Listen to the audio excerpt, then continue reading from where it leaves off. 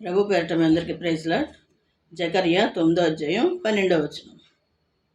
బంధకములలో పడియుండియు నిరీక్షణ గలవారులారా, మీ కోటను మరలా ప్రవేశించుడి. రెండంతలుగా మీకు మేలు చేసేదనని నేడు నేను మీకు తెలియజేయుచున్నాను. బంధకాల్లో పడి ఉన్న మనల్ని దేవుడు మాట్లాడుతున్నాడు.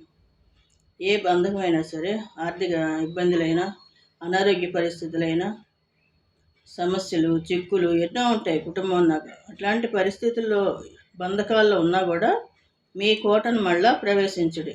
అంటే దేవుని సన్నిధికి మళ్ళా రండి, ప్రార్థన చేయండి, రెండంతలుగా నేను ఆశీర్వదిస్తా అంటున్నాడు. అనారోగ్యం అయినా పోతుంది, ఆరోగ్యం వస్తుంది.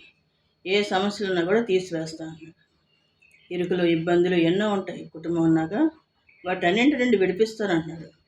రెండంతలుగా మేలు చేస్తానంటున్నాడు. కాబట్టి మనం ఆయన పాద సన్నిధికి రావాలి. వచ్చినప్పుడు మనకి మేలు కలుగుతుంది. ఆయన యందు భయభక్తులు కలిగి మనం జీవించాలి. దేవుని కృప మీ అందరికీ తోడుగా ఉండును గాక. ఆమేన్.